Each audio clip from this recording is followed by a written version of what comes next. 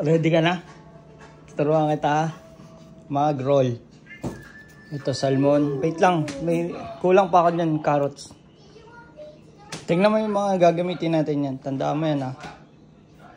Para pag nakita mo yan. Okay? Ito yung carrots. Ayun yung rice.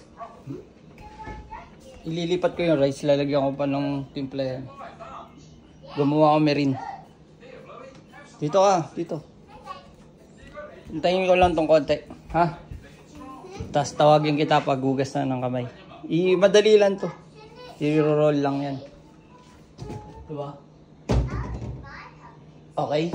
Alam mo ba tawag dyan? Sushi?